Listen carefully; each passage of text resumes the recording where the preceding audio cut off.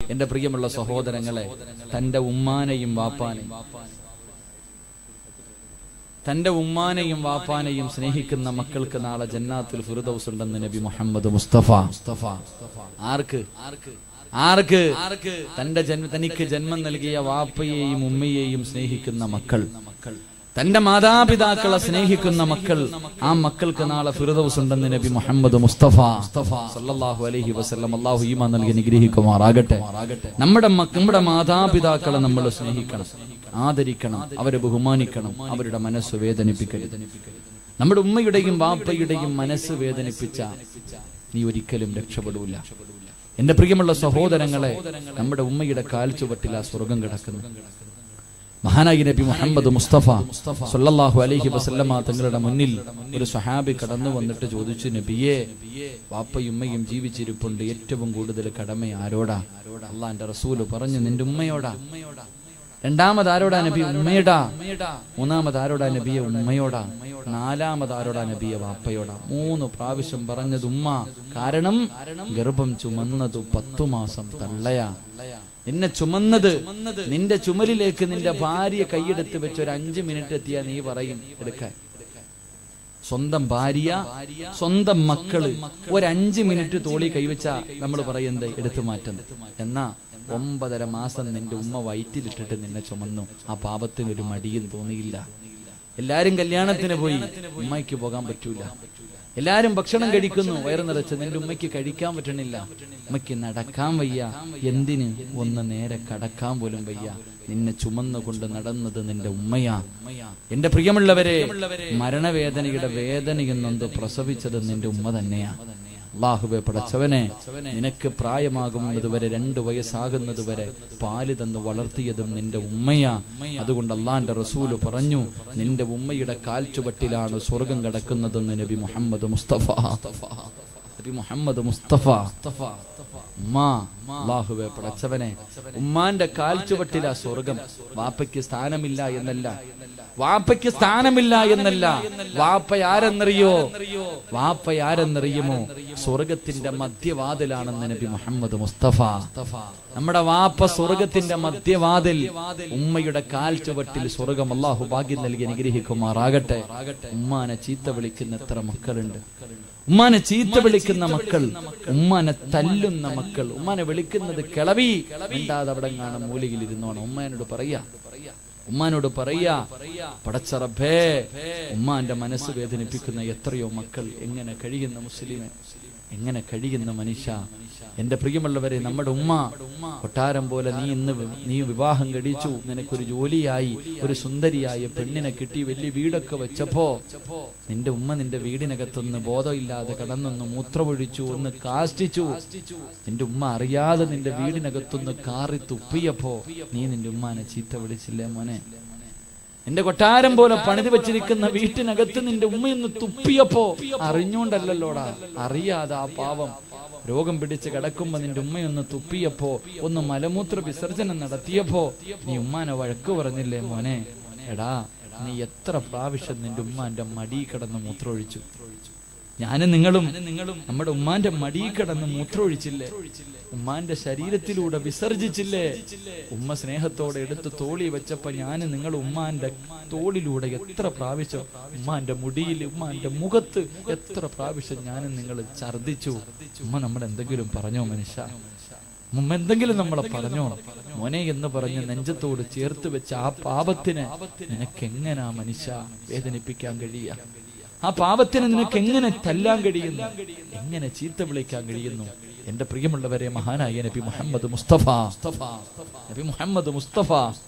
സല്ലല്ലാഹു അലൈഹി വസല്ലം തങ്ങൾ പറഞ്ഞു, ഉമ്മാന്റെ മനസ്സ് വേദനിപ്പിക്കരുത്, ഉമ്മയുടെയും വാപ്പയുടെയും മനസ്സ് വേദനിപ്പിക്കരുത്. വേദനിപ്പിച്ച മോനെ, അല്ലാഹു നിനക്ക് തരുന്ന ശിക്ഷ എന്തെന്നറിയോ? അല്ലാഹു നിനക്ക് തരുന്ന ശിക്ഷ എന്തെന്നറിയോ?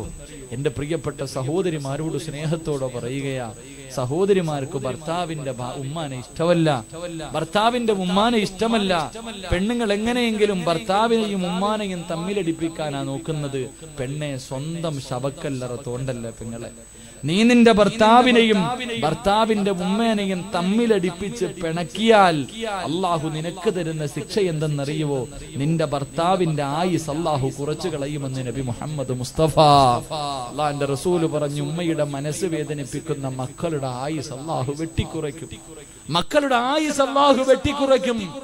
എന്റെ പ്രിയമുള്ള സഹോദരങ്ങളെ, അല്ലാഹുവിന്റെ പ്രവാചകൻ പറയുന്നു, ഉമ്മാനെയും അപ്പാനെയും സ്നേഹിച്ചാൽ, അവർക്ക് ഖിദ്മത്ത് ചെയ്താൽ, സ്നേഹത്തോടെ മാതാപിതാക്കളോട് നിനക്കൊന്ന് പെരുമാറാൻ കഴിഞ്ഞാൽ അള്ളാഹു തരുന്ന ഒന്നാമത്തെ പ്രതിഫലം അള്ളാഹു നിന്റെ ആയുസ് നീട്ടിത്തരികയാ. അള്ളാഹു നിന്റെ ആയുസ് നീട്ടിത്തരം ചെറുപ്പക്കാരാ. 2, അള്ളാഹുവിന്റെ പൊരുത്തം നിനക്ക് ലഭിക്കുകയോ, പടച്ചറപ്പിന്റെ പൊരുത്തം നിനക്ക് ലഭിക്കുകയാണ്. 3, നല്ല മരണമാ. ഉമ്മാനെ വേദനിപ്പിക്കല്ലേ. ഉമ്മാനെ സ്നേഹിക്കുന്ന മക്കൾക്ക് അള്ളാഹു കൊടുക്കുന്ന പ്രതിഫലം നല്ല മരണമാണ്. എന്റെ പ്രിയമുള്ളവരെ, 4ാമത്തെ പ്രതിഫലം എന്തെന്നറിയുവോ? മഹാനായ നബി മുഹമ്മദ് മുസ്തഫ സല്ലല്ലാഹു അലൈഹി വസല്ലമ തങ്ങള് അല്ലാഹുവിന്റെ പ്രവാചകൻ സ്വർഗ്ഗത്തിലൂടെ നടന്നു പോകുമ്പോ ഒരു ചെറുപ്പക്കാരൻ സ്വർഗ്ഗത്തിന്റെ മധ്യഭാഗത്തിരുന്ന് ഖുർആൻ ഓതുകയാ. സ്വർഗ്ഗത്തിന്റെ മധ്യഭാഗത്തിരുന്ന് ഖുർആൻ ഓതുകയാണ്. എല്ലാവരും ആ ഖുർആൻ ഓതൽ ഇങ്ങനെ ആകാംക്ഷയോടെ അത്ഭുതത്തോടെ കേൾക്കുകയാ. മനോഹരമായ ശബ്ദമാണ്. അല്ലാഹുവിന്റെ റസൂൽ ചോദിച്ചു മലക്കുകളോട്, ആരാ ഈ സ്വർഗ്ഗത്തിലിരുന്ന് ഖുർആൻ ഓതുന്നതാരാ? എനിക്ക് നല്ല പരിചയമുണ്ടല്ലോ മലക്കുകളെ. ആ സമയത്ത് പറയുന്നു, നബിയേ, ഹാരിസ് ഇബ്നു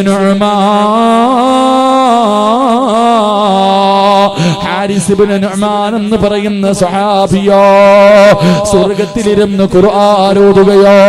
അല്ലാഹുവിന്റെ പ്രവാചകൻ അവിടെന്ന് പറഞ്ഞു, ആയിഷ, സ്വർഗ്ഗത്തിലിരുന്ന് ഖുർആൻ ഓതുന്ന ഒരു സഹാബിയെ കണ്ടു. ആയിഷ, ആരാരബിയേ? അല്ലാഹുവിന്റെ സ്വർഗ്ഗത്തിലിരുന്ന് ഖുർആൻ ഓതുന്ന, അല്ലാഹുവിന്റെ സ്വർഗ്ഗത്തിലിരുന്ന് ഖുർആൻ ഓതുന്ന ആടിമയാരാ നബിയേ? ആ സ്വഹാബി ആരാ നബിയേ?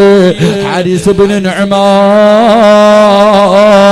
അല്ലാഹു ഈ പ്രതിഫലം കൊടുക്കാനുള്ള കാരണം എന്തെന്നറിയോ? കദാകൽ ബിർറു. ഉമ്മാനെ സ്നേഹിച്ചതിന് അല്ലാഹു കൊടുത്ത പ്രതിഫലമാ.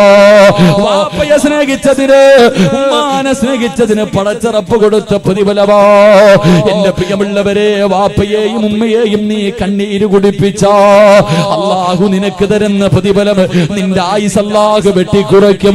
നിന്റെ ആയുസ് അല്ലാഹു വെട്ടിക്കുറയ്ക്കും. 2, നിന്റെ മക്കള് നിന്നെ വേദനിപ്പിക്കുമെന്ന് നബി മുഹമ്മദ് മുസ്തഫ.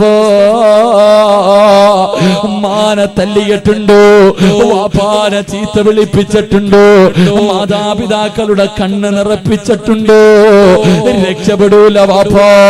നിന്റെ മക്കളും ഇതുപോലെ നിന്നെ കണ്ണുനീര് കുടിപ്പിക്കും ചെറുപ്പക്കാരാ. നിന്റെ മക്കളും നാളെ നിന്നോട് ഇതാട് ചെയ്യുന്നത്. എന്റെ പ്രിയമുള്ളവരെ, ഉമ്മാനെയും വാപ്പാനെയും മനസ്സ് വേദനിപ്പിച്ചാ രക്ഷപ്പെടൂല. ഈ ദുനിയാവിൽ വെച്ച് തന്നെ അല്ലാഹു ശിക്ഷ തരും. പരലോകത്തല്ല, മരണത്തിന് ശേഷമല്ല, ഖബറിനകത്തല്ല. ഈ ദുനിയാവിൽ നിന്ന് കണ്ണടയുന്നതിന് മുമ്പ് അല്ലാഹു നിനക്ക് ശിക്ഷ തരുമെന്ന് ആദരവായ പ്രവാചകൻ നബി മുഹമ്മദ് മുസ്തഫ സല്ലല്ലാഹു അലൈഹി വസല്ലമ തങ്ങൾ പഠിപ്പിക്കുമ്പോ ഉമ്മ പറയുന്നതനുസരിക്കടോ. എന്റെ പ്രിയപ്പെട്ട ചെറുപ്പക്കാരോട്, ഉമ്മ പോകല്ലേ എന്ന് പറയുന്ന ഒരു സ്ഥലത്തേക്ക് പോകല്ലേ. എന്റെ പ്രിയപ്പെട്ടവർക്ക് ഞാനൊരു ചരിത്രം പറഞ്ഞു തരാം. യുവതലമുറകൾക്ക് ഒരു ചരിത്രം ഞാൻ പറഞ്ഞു തരാ. ഫദിൽ എന്ന് പറയുന്ന ഒരു ചെറുപ്പക്കാരനുണ്ടായിരുന്നു. തന്റെ പ്രിയപ്പെട്ട വാപ്പ മരണപ്പെട്ടു. ഉമ്മ മറ്റൊരു വിവാഹം കഴിച്ചില്ല. പ്രായമുണ്ടായിട്ടും വിവാഹം കഴിച്ചില്ല. കാരണം മകനവല്ലാത്ത സ്നേഹവാ. ഇന്ന് ഇന്നും അങ്ങനെ എത്രയോ മാതാപിതാക്കളുണ്ട്. 20, 30, 35 വയസ്സായപ്പോ ഭർത്താവ് മരിച്ചു. മക്കൾക്ക് വേണ്ടി ജീവിച്ച എത്രയോ ഉമ്മമാരെ നമുക്കറിയാം. ഇന്ന് ആ പാവങ്ങളുടെ അവസ്ഥ എന്താ? മക്കളൊക്കെ വളർന്ന് നല്ല നിലയിലെത്തിയപ്പോ പെറ്റുമ്മാനെ വേണ്ടാത്ത എത്രയോ മക്കളുണ്ട്. ഫദിലെന്ന് പറയുന്ന ചെറുപ്പക്കാരന്റെ അടുക്കൽ കൂട്ടുകാര് മുഴുവനും പറഞ്ഞു, ഫദിലേ, ഞങ്ങളെല്ലാവരും ഉംറയ്ക്ക് പോവുകയാ, നീ വരുന്നോ ഫദില്? ഞങ്ങളെല്ലാവരും ഉംറയ്ക്ക് പോകുകയാണ്, നീ കൂടെ വരുന്നോ ഫദില്? ഫദില് പറഞ്ഞു, എന്റെ ഉമ്മയോട് ചോദിക്കട്ടെ, എന്റെ ഉമ്മയോട് ചോദിക്കട്ടെ. ഫദിലെന്ന് പറയുന്ന ചെറുപ്പക്കാര് വീട്ടിൽ വന്നിട്ട് ഉമ്മയോട് ചോദിച്ചു, ഉമ്മ, എല്ലാവരും ഉംറയ്ക്ക് പോവുകയാ, ഞാനാണെങ്കിൽ ഇതുവരെ കഅബ കണ്ടിട്ടില്ല, എനിക്ക് വല്ലാത്ത മോഹമാ ഉമ്മ, എന്റെ കൂട്ടുകാരുടെ കൂടെ ഞാനും വന്ന് പോകട്ടെ. ആ പ്രായമുള്ള ഉമ്മ പറഞ്ഞു, മോനെ ഫദിലേ, നീ പോയാൽ എനിക്ക് ആരുമില്ലല്ലോ, എന്റെ കാര്യങ്ങൾ നോക്കാൻ ആരുമില്ലല്ലോ, എന്റെ പൊന്നുമോന് പിന്നെ പോകാം. ഫദിലെന്ന് പറയുന്ന ചെറുപ്പക്കാര് കൂട്ടുകാരെടുക്കൽ ചെന്നിട്ട് പറഞ്ഞു, എന്റെ ഉമ്മ എനിക്ക് അനുവാദം തന്നില്ല, അവരെല്ലാവരും കളിയാക്കുകയോ, കറങ്ങാനല്ല, ആഘോഷിക്കാറല്ലോ, അല്ലാഹുവിന്റെ കഅബ കാണാനാ നിന്നെ വിളിക്കുന്നത്, ഇതിന് പോലും നിന്റെ ഉമ്മ അനുവാദം തരുന്നില്ലല്ലോ. എല്ലാവരും ഫദിലിനെ കളിയാക്കുകയോ. വീട്ടിലേക്ക് വേദനിക്കുന്ന മനസ്സോട് കടന്നു വന്നിട്ട് പ്രായമായ ഉമ്മയോട് ചോദിച്ചു, ഉമ്മ, ഞാനും കൂടെ പോകട്ടെ? ഉമ്മ പറഞ്ഞു, വേണ്ട മോരെ, പോകണ്ട മോര്. ഫദിലെന്ന് പറയുന്ന ചെറുപ്പക്കാരന് വല്ലാത്ത ദേഷ്യം വന്നു. ഉമ്മയുടെ അനുവാദം ചോദിച്ചില്ല. അല്ലാഹുവേ, മക്കയിലേക്ക് പോകാൻ ഇറങ്ങുകയോ. വീട് വിട്ടിറങ്ങി ഉമ്മയുടെ മനസ്സ് വേദനിപ്പിച്ചിട്ട് ആ ചെറുപ്പക്കാരൻ ഇറങ്ങുകയാണ്. അല്ലാഹുവേ, നടന്നു പോകുമ്പോ മനസ്സിനകത്തൊരു സമാധാനമില്ല. ഉമ്മയെയും വേദനിപ്പിച്ചു, കൂട്ടുകാരുടെ കൂടെ എത്താനും കഴിയുന്നില്ല. വല്ലാത്ത സമാധാനമില്ലാതെ ഇങ്ങനെ കടന്നു പോകുമ്പോ ഫദിൽ ചിന്തിച്ചു, റബ്ബേ, 2 റക്അത്ത് നമസ്കരിച്ചാ സമാധാനം കിട്ടുമല്ലോ, 2 റക്അത്ത് നിസ്കരിച്ച മനസമാധാനം കിട്ടുമല്ലോ. ഫദിലെന്ന് പറയുന്ന ചെറുപ്പക്കാരൻ പള്ളിക്കകത്ത് കയറി നിസ്കരിക്കാൻ കൈകെട്ടി. ആ സമയത്ത് നാട്ടുകാര് മുഴുവനും പള്ളിയിലേക്ക് ഓടി വരികയാ. നാട്ടുകാര് മുഴുവനും പള്ളിയിലേക്ക് ഓടി വരികയാ. ഒരു വലിയ മോഷണം നടന്നു. കള്ളനോടിയത് പള്ളിയുടെ ഭാഗത്തേക്കാ. യഥാർത്ഥത്തിൽ കള്ളനോടി രക്ഷപ്പെട്ടു. നാട്ടുകാര് മുഴുവനും പള്ളിയുടെ മുന്നിൽ വന്നപ്പോ ഫദിലെന്ന് പറയുന്ന ചെറുപ്പക്കാരനെ കാണുകയാണ്. അവനാണ് കള്ളനെന്ന് പറഞ്ഞ് നാട്ടുകാര് മുഴുവനും കൈകാല് പിടിച്ച് കെട്ടുകയോ, എല്ലാവരും തല്ലുകയാണ്. എന്നിട്ട് ആ ചെറുപ്പക്കാരന് കൊടുത്ത ശിക്ഷ എന്തെന്നറിയുവോ? 2 കൈയും വെട്ടിമുറിക്കുകയോ, 2 കാലും വെട്ടിമുറിച്ചു, 2 കൈയും വെട്ടിമുറിച്ചു. ഇനി ഒരിക്കലും ഇവൻ മോഷ്ടിക്കരുതെന്ന് പറഞ്ഞവന്റെ കണ്ണ് 2ഉം ചൂഴ്ന്നെടുക്കുകയോ. എന്നിട്ട് എല്ലാവരും കള്ള എന്ന് പറഞ്ഞ് കളിയാക്കിയപ്പോ ഫദിലെന്ന് പറയുന്ന ചെറുപ്പക്കാരൻ വിളിച്ചു പറഞ്ഞു, എന്നാരും കള്ള എന്ന് വിളിക്കല്ലേ, ഞാനൊരു കള്ളനല്ല. എന്റെ ഉമ്മായുടെ മനസ്സ് വേദനിപ്പിച്ചതിന് അല്ലാഹു എനിക്ക് തന്ന ശിക്ഷയാ. എന്റെ പ്രിയമുള്ളവര്, അവസാനം കമ്പിൽ കെട്ടിയിട്ട് കൊണ്ടുപോയി തെരുവിൽ വലിച്ചെറിയുകയാണ്. ഫദിലെന്ന് പറയുന്ന ചെറുപ്പക്കാരൻ രക്തത്തിൽ കുളിച്ച് മരണത്തോട് മല്ലടിക്കുന്ന സമയത്ത് ആ തെരുവിൽ കിടന്ന് യാചിക്കുകയോ, ആരെങ്കിലും എന്നെ വന്ന് സഹായിക്കുവോ, എന്റെ ഉമ്മയുടെ മുന്നിൽ എന്നെ ഒന്ന് കൊണ്ടുപോകുവോ, ഞാനിവിടെ കിടന്നു മരിച്ചാ ഖസ്റത്ത് ദുനിയാ വൽ ആഖിറ, എന്റെ ദുനിയാവും ആഖിറവും നഷ്ടപ്പെട്ടു പോകും. മരിക്കുന്നതിന് മുമ്പ് എന്റെ ഉമ്മയോടൊന്ന് പൊരുത്തം ചോദിക്കാരോ, എന്റെ ഉമ്മയോടൊന്ന് പൊരുത്തം ചോദിക്കാരോ. ഫദ്ലെന്ന് പറയുന്ന ചെറുപ്പക്കാരൻ കിടന്ന് യാചിക്കുന്നത് കണ്ടപ്പോ ഏതോ യാത്രക്കാരെടുത്ത് കൊണ്ടുപോവുകയാണ്. പറഞ്ഞ അടയാളം വെച്ചു ഒരു വീടിന്റെ മുന്നിൽ കൊണ്ടുവച്ചു, ഒരു വീടിന്റെ മുന്നിൽ കൊണ്ടുവച്ചു. അല്ലാഹുവേ, വീടിന്റെ കവാടം തുറന്നൊരു പ്രായമുള്ള ഉമ്മ ഇറങ്ങി വരികയാണ്. അവർ ചോദിച്ചു, ഉമ്മ, ഈ കിടക്കുന്ന ചെറുപ്പക്കാരനെ അറിയുമോ ഉമ്മ? ഉമ്മ നോക്കുമ്പോ കണ്ണില്ലാതെ, കൈയില്ലാതെ, കാലില്ലാതെ രക്തത്തിൽ കുളിച്ച് കിടക്കുന്നത് കണ്ടപ്പോ ആരാണെന്ന് തിരിച്ചറിയാ കഴിയുന്നില്ലോ. ഉമ്മ പറഞ്ഞു, എനിക്കറിയില്ല. ഉമ്മ പറഞ്ഞു, എനിക്കറിയില്ല. ഉമ്മയുടെ ശബ്ദം അങ്ങ് കേൾക്കേണ്ട താമസം ഫദ്ല് വിളിക്കുന്നു, ഉമ്മ, നിങ്ങളുടെ പൊന്നുമോന് ഫദ്ലാവുമ്പോ ഉമ്മയെ വേദനിപ്പിച്ചിട്ട് മക്കയിൽ പോയ മകനാ. എനിക്കല്ലാഹു അതിന് പകരം തന്ന ശിക്ഷയാവുമ്പോ പടച്ചറപ്പേ, തന്റെ പൊന്നുമോന്റെ അവസ്ഥ കണ്ടിട്ട് ആ പ്രിയപ്പെട്ട മാതാവ് തന്റെ പൊന്നുമകന്റെ തലയെടുത്ത് മടിയിൽ വെച്ചിട്ട് കരയുന്നു. അല്ലാ, എന്റെ പൊന്നുമോൻ ഇങ്ങനെ ഒരവസ്ഥ വന്നല്ലോ. ഫദ്ല് ചോദിക്കും, ഉമ്മ, എനിക്കൊന്ന് പൊരുത്തം തരുവോ? ഉമ്മ, എനിക്കൊന്ന് പൊരുത്തം തരുവോ? എന്റെ പ്രിയമുള്ളവരെ, നിനക്ക് സ്വർഗം വേണോ ചെറുപ്പക്കാരാ? ഞാനും നിങ്ങളും എത്രയോ പ്രാവശ്യം ഉമ്മാനെ വഴക്ക് പറഞ്ഞു. ഉമ്മയുടെ മനസ്സ് എത്രയോ പ്രാവശ്യം വേദനിപ്പിച്ചവരാ. സ്വർഗം വേണോ മോരെ? ഇന്ന് വീട്ടിലേക്ക് കടന്നു ചെന്നിട്ട് പ്രായമുള്ള ഉമ്മയുടെ കാല് പിടിച്ചിട്ട് ഉമ്മയുടെ കാലിന്റെ ചുവട്ടിൽ ഇങ്ങനെ ചുംബിച്ചിട്ട് പറവുമ്മ, എന്നെ എത്ര വേണമെങ്കിലും ചവിട്ടിക്കോ, ഉമ്മ എന്നെ എന്ത് വേണമെങ്കിലും പറഞ്ഞോ, എനിക്ക് പൊരുത്തം തരടേ ഉമ്മ. വാപ്പയുടെ കാല് പിടിച്ചിട്ട് പൊരുത്തം ചോദിച്ചോ, ഇല്ലെങ്കിൽ രക്ഷപ്പെടില്ല മുസ്ലിമേ.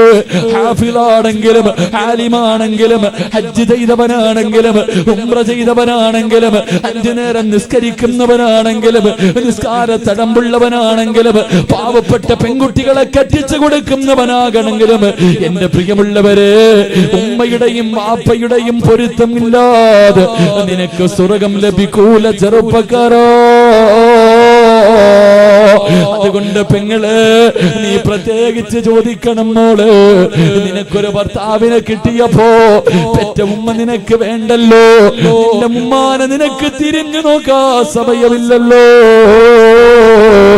നിനക്ക് നിന്റെ ഭർത്താവും മക്കളും മതിയല്ലോ. അതുകൊണ്ട് ജീവിച്ചിരിക്കുന്നവരുടെ കാല് പിടിച്ചോ. ഇനി മരിച്ചവരാണോ? നാളെ രാവിലെ സുബഹി കഴിഞ്ഞിട്ട് പള്ളിക്കാട്ടിന് വാപ്പയുടെയും ഉമ്മയുടെയും ഖബറിന്റെ ചാരത്ത് ചെന്നിരുന്നിട്ട് പൊട്ടിക്കരഞ്ഞ് പൊരുത്തം ചോദിക്കടോ. ഇല്ലാതെ നിനക്ക് സ്വർഗം കിട്ടൂല, നിനക്ക് രക്ഷപ്പെടാൻ കഴിയൂല. അതുകൊണ്ട് പാതിരാത്രി ഒരുമിച്ച് കൂടിയവരോട് അല്ലാഹുവിന്റെ റസൂൽ പറഞ്ഞു, സഹാബാ, ചില മക്കളുണ്ടല്ലോ മരിച്ചാലും മാതാപിതാക്കളെ വേദനിപ്പിക്കുമെന്ന് നബി മുഹമ്മദ് മുസ്തഫ. ജീവിച്ചിരുന്ന കാലത്തും സമാധാനം കൊടുക്കൂല, മരിച്ചതിന് ശേഷവും സമാധാനം കൊടുക്കൂല. അങ്ങനെ ചില മക്കളുണ്ട്. ആ മക്കൾ ആരെന്നറിയുവോ? എന്റെ പ്രിയമുള്ളവരെ, നിങ്ങളുടെ വാപ്പയുണ്ടല്ലോ, ഈ സദസ്സിലിരിക്കുന്ന പലരുടെയും മാതാപിതാക്കളുടെ അവസ്ഥ എന്തെന്നറിയുവോ? ജീവിച്ചിരുന്ന കാലത്ത് ഒരു മനുഷ്യന്റെ മുന്നിലും അവര് കൈനീട്ടിയിട്ടില്ല. അവരൊരാളുടെ മുന്നിലും എനിക്ക് എന്തെങ്കിലും തരണേ എന്ന് യാചിച്ചിട്ടില്ല. ഭക്ഷണമില്ലെങ്കിൽ അവര് പട്ടിണി കിടന്നിട്ട് നിനക്ക് ഭക്ഷണം തന്നു. എന്റെ പ്രിയമുള്ളവര്, അങ്ങനെ വളർത്തിയ മാതാപിതാക്കളുടെ ഇന്നത്തെ ഗതികേട് എന്തെന്നറിയുവോ? ഖബറിനകത്ത് കിടന്നിട്ട് അവര് യാചിക്കുന്നു, അല്ലാ, ആരെങ്കിലും എനിക്കൊന്ന് ദുആ ചെയ്യണേ അല്ലാ, എന്റെ മക്കൾ എന്നെ മറന്നു, എന്റെ കൂടപ്പിറപ്പെന്നെ മറന്നു. അതുകൊണ്ട് ഈ ലോകത്താരെങ്കിലും എനിക്കൊന്ന് ദുആ ചെയ്യടേ എന്ന് പല മാതാപിതാക്കളും ഖബറിൽ കിടന്ന് യാചിക്കുകയാ. സ്വന്തം മാതാപിതാക്കളെ യാചിപ്പിക്കുന്ന മക്കളെ, നാളെ നിന്റെ ഗതിയും ഇത് തന്നെയോ, നാളെ നിന്റെ അവസ്ഥയും ഇത് തന്നെയോ, നാളെ നിന്റെ മക്കളും നിന്നോട് പ്രവർത്തിക്കുന്നത് ഇത് തന്നെയോ. അതുകൊണ്ട് പാതിരാത്രി ഒരുമിച്ച് കൂടിയവരോട് വഅദ് നിർത്തുകയോ ഒരുപാട് നല്ല കാര്യങ്ങൾ ചെയ്യുന്ന ഒരു സംഘടനയോ നിങ്ങൾക്ക് എല്ലാവർക്കും അറിയുമല്ലോ. അതുകൊണ്ടൊരു ചെറിയ സദക്ക ചോദിക്കുകയാണ്, ഒരു ചെറിയ സദക്ക നിങ്ങളോട് ചോദിക്കുകയാ. ഇത് നിങ്ങൾക്കല്ല, ഇത് നമ്മൾക്കല്ല, ഇതാർക്കുള്ള സദക്കയെന്നറിയുവോ? അല്ലാഹുവേ, നിനക്ക് വേണ്ടി ജീവിച്ച നിന്റെ വാപ്പ, നിനക്ക് വേണ്ടി ജീവിച്ച നിന്റെ ഉപ്പ, നിന്നെ നൊന്ത് പ്രസവിച്ച ഉമ്മ, അവര് ഖബറിനകത്തല്ലേ, അവരുടെ ഖബറിനകത്ത് സ്വർഗത്തിന്റെ കവാടം തുറക്കാരാ. സ്വന്തം വാപ്പയ്ക്കും ഉമ്മയ്ക്കും സ്വർഗം കിട്ടുന്നതിന് വേണ്ടിയോ, ആ മാതാപിതാക്കളുടെ പൊരുത്തം കിട്ടാരോ, ആ മാതാപിതാക്കള് ജന്മം നൽകിയ വാപ്പയെയും ഉമ്മയെയും സ്വർഗത്തിൽ കൊണ്ടുപോകുന്നതിന് വേണ്ടിയോ ഒരു ചെറിയ സദക്ക ചോദിക്കുകയോ ഇപ്പൊ തരണമെന്ന് പറയുന്നില്ല. അടുത്ത വർഷം ഈ പാവപ്പെട്ടവർ, എന്റെ പ്രിയമുള്ളവരെ, ഇവിടെ ഒരു നല്ല കാര്യം ചെയ്യുന്നുണ്ട്. ആ സമയത്ത് നിങ്ങൾക്ക് ആർക്കെങ്കിലും കൊടുക്കാൻ കഴിയുമോ? ഒരു ചെറിയ സദക്ക ചോദിക്കുകയാണ്. ആരോട് പറഞ്ഞു വെച്ചിട്ടില്ല, ചോദിക്കുമ്പോ ചാടിയെഴുന്നേറ്റ് പറയാൻ ഒരാളെയും നിർത്തിയിട്ടില്ല. അല്ലാഹുവേ, ഈ ഒരുമിച്ച് കൂടിയ നൂറുകണക്കിന് അടിമകളിൽ സ്വന്തം വാപ്പയെയും ഉമ്മയെയും സ്വർഗത്തിൽ കൊണ്ടുപോകുന്ന മക്കള് നീ തെരഞ്ഞെടുക്കടേ അല്ലാ. അല്ലാഹുവേ, നീ അവരുടെ മനസ്സിൽ തോന്നല് കൊടുക്കടേ അല്ലാ. പടച്ചുറപ്പേ, അവർക്ക് സ്വാലിഹായ മക്കളെ കൊടുത്ത് അനുഗ്രഹിക്കണേ തമ്പുരാരേ.